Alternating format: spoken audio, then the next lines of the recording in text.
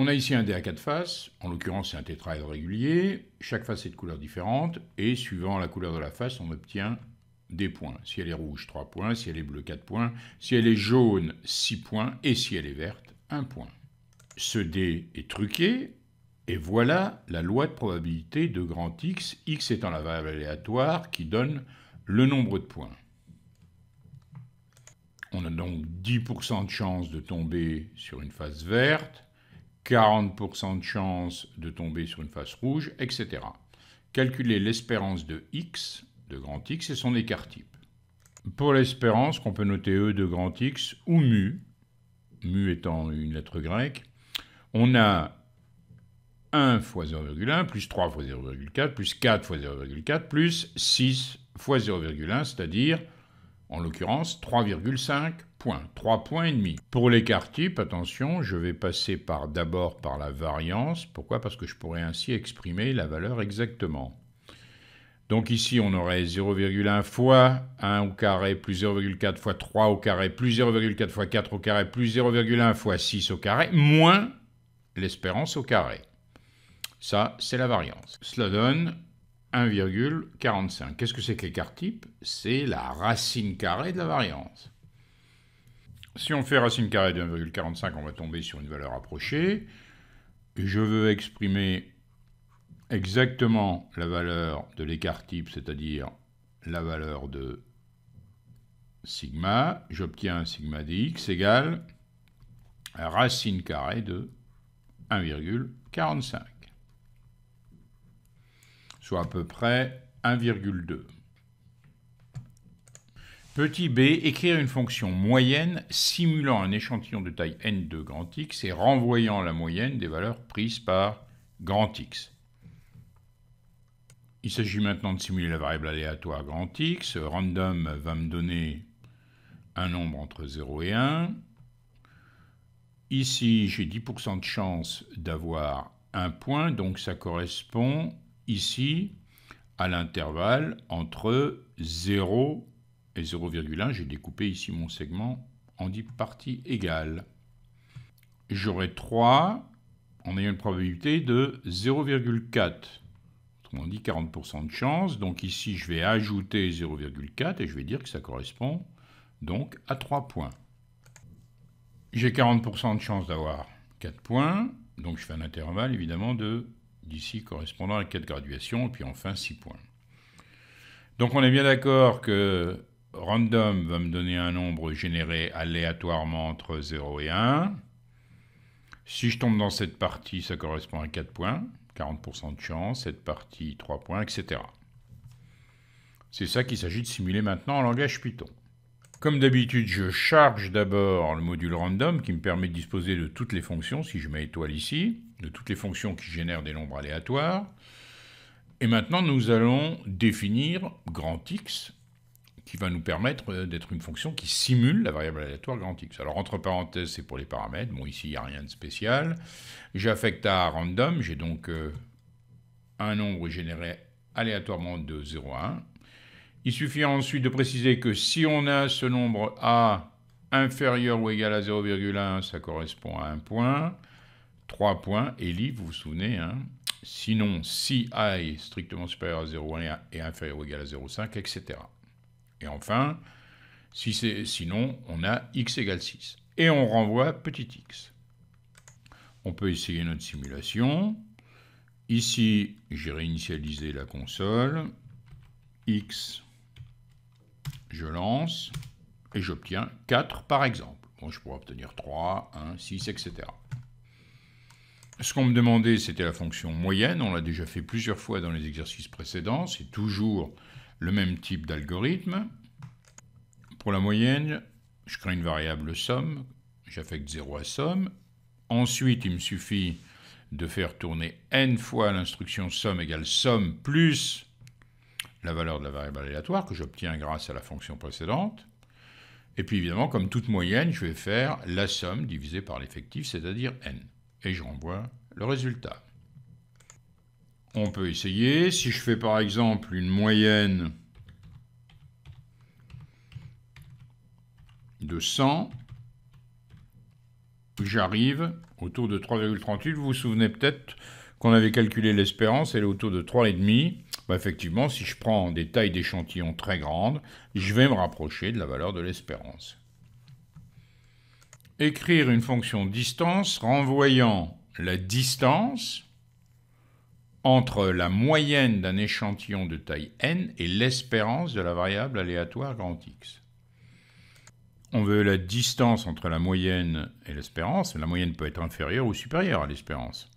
Donc on fera bien sûr M2 moins 3,5 par exemple, ou M1 moins 3,5, mais la distance est toujours une valeur positive. Il s'agira de prendre la valeur absolue de la différence, bien sûr.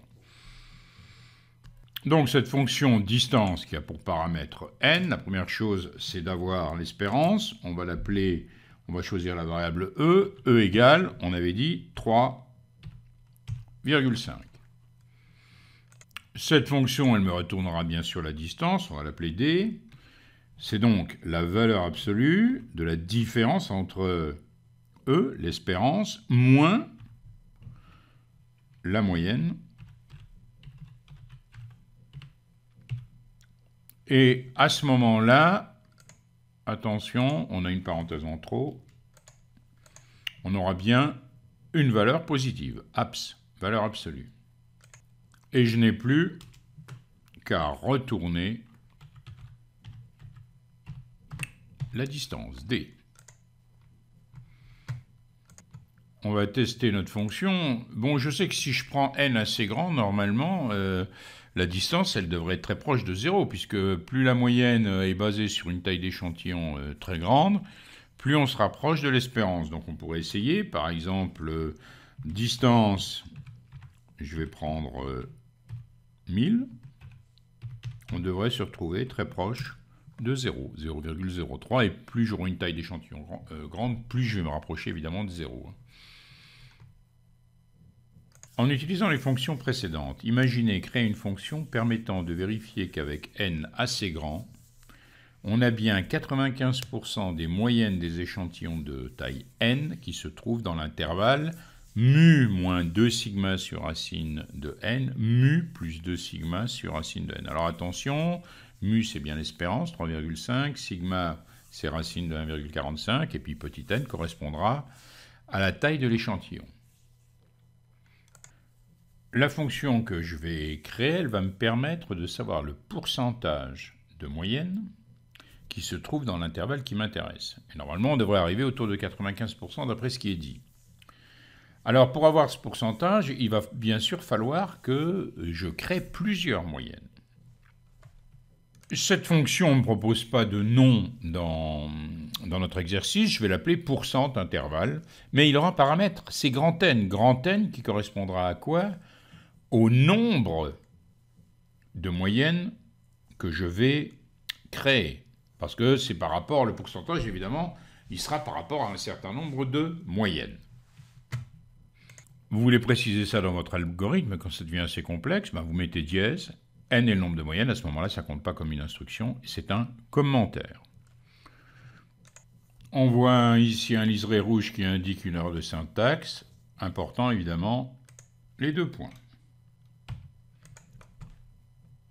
Il faut bien sûr au départ rentrer la taille des échantillons. Donc on va faire appel à la fonction input. On sait que c'est un nombre entier qu'on souhaite. Donc ici, int comme integer, input. Dans la parenthèse, je vais marquer taille des échantillons.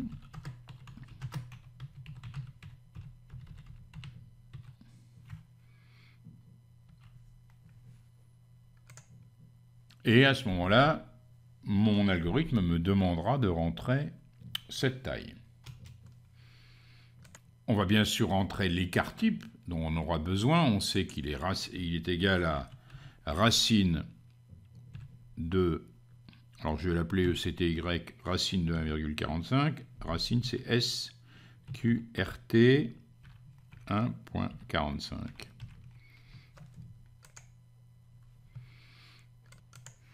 Vous voyez là qu'il n'y a pas d'erreur d'indiquer, seulement si j'essayais de faire tourner ici,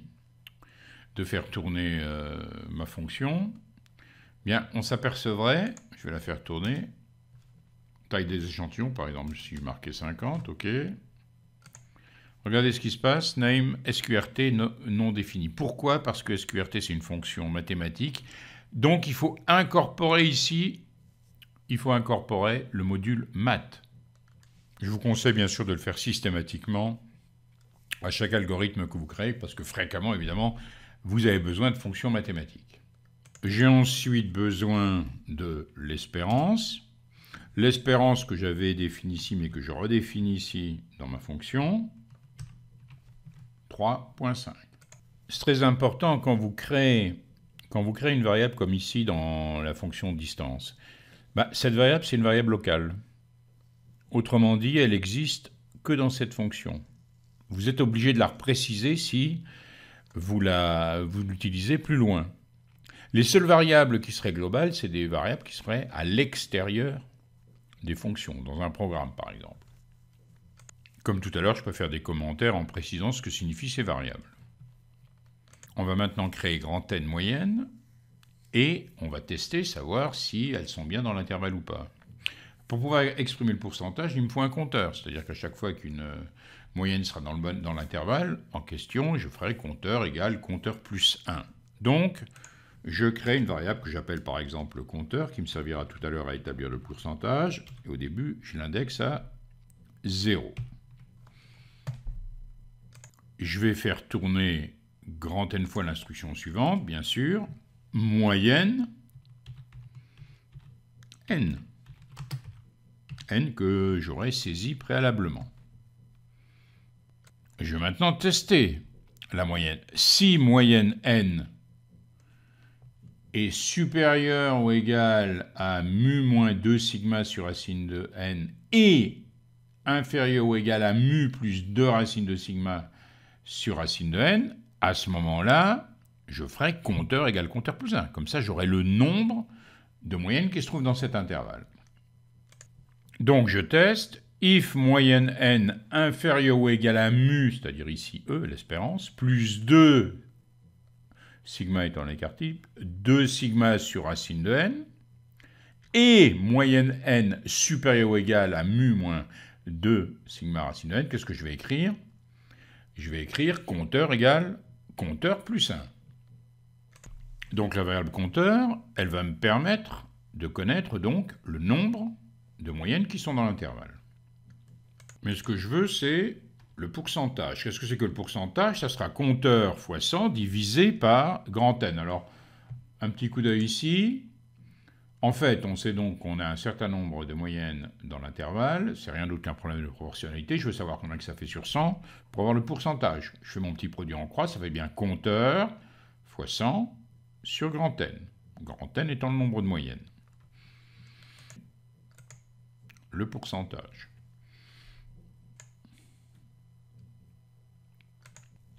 On va tester la fonction.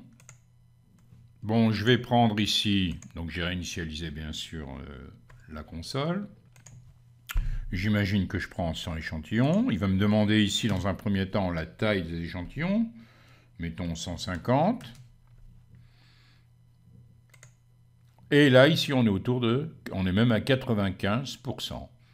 Donc si vous prenez effectivement petit n assez grand, vous allez très vite vous rapprocher de 95%. Évidemment, si je prends une taille d'échantillon trop petite, mettons que je prenne 20, à ce moment-là, on est à 96%. Bon, on est quand même très proche de 95 ici, mais on n'est pas exactement à 95%.